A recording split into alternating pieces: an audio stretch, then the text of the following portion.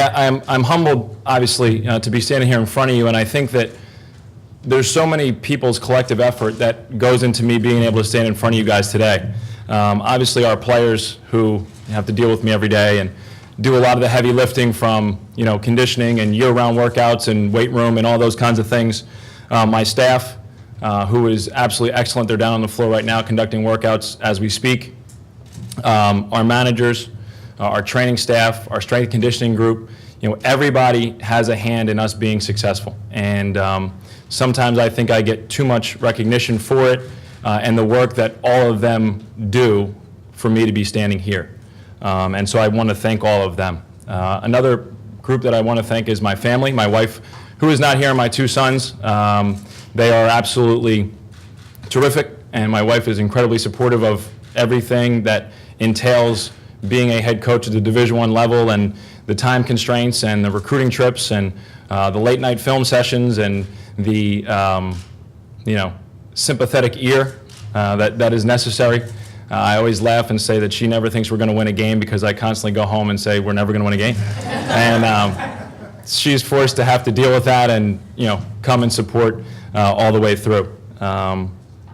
Two people that I'd like to extend a very, very special thanks to. One is Dr. Craig Coleman. During this whole process, he was a great confidant to speak to discuss things with, to not only support me in whatever decision was to arise, but also to kind of counsel me on some of the things, pros and cons of every situation. And not only has he done that in the last few months, but over the course of the 5 years that I've been here, as a young coach, to be able to have an athletic director who has a great understanding of what you're going through as a coach has been invaluable. The number of situations that I've been able to reach out to him and just ask for his advice has really helped in my ability to make decisions, some wrong, some right, but he has been able to really help guide my growth as a coach and our program's success. And then obviously, President Delamo. I said when I got hired 5 years ago that it took a special type of leader to hire a 29-year-old who looks like a 14-year-old. And he is that kind of leader. He had that kind of faith in me and my ability to continue the trajectory of the program. He, aside from all of the financial investments and resources that he's committed to our program and our athletics department, some of the personal things that he has done for me in times of difficult stretches, in times of success, have really meant a lot. Before my first game, he sent me a long personal email about me taking over the program and being myself and doing what I felt was right. And to have that from the president of your university as a young basketball coach, I think is extremely rare. And he will be missed greatly. We're searching for his carbon copy as we speak. Hopefully we can find one, but was a tremendous supporter and resource for not only our program, but the university in general. Like Craig said, when people have success, I think a lot of times the first instinct is to try and figure out where else you can go or what else you can do. And I think it's rare that you find an administration and a support system that shares the vision that you share for what this program and this university can become.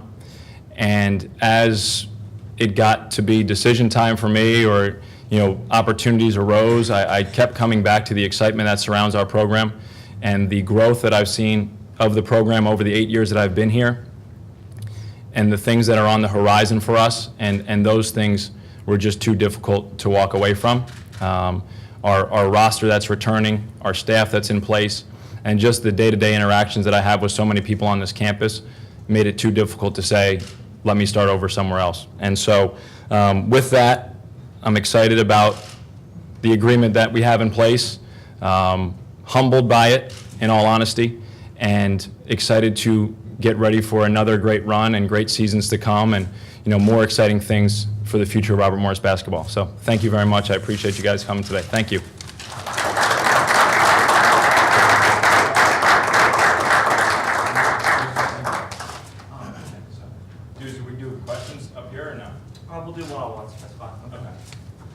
anybody have any questions for Coach Toole right now, or do we will have some time for one-on-one interviews as well?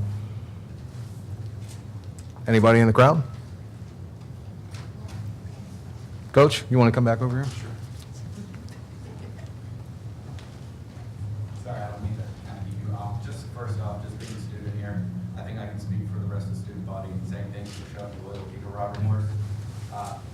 As for my question, with Marquise Reed possibly leaving, is there anybody that you're looking at right now to replace him, or is it going to be an open race until the beginning of this season? Well, we obviously have a long list of guys that we're in contact with and trying to identify if they're the right people were Marquise to leave to fill that role or attempt to fill that role. You know, we're excited about our incoming class of recruits already and seeing if we can kind of bolster that group to replace, you know, someone that we did not anticipate losing. But unfortunately, this has kind of become the trend in college basketball. Remember the thing I alluded to, doing well and then thinking you can just copy that somewhere else. But, you know, as final decisions are made with that situation, then we'll respond. But we're always constantly working on, you know, plan A and plan B and C and so forth. So I'm excited about who is going to be with us next year and who we'll be able to add and the kind of team that we're going to have next year.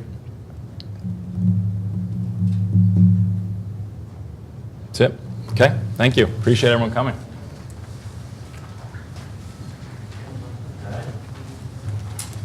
Again, thank you so much, ladies and gentlemen, for being here.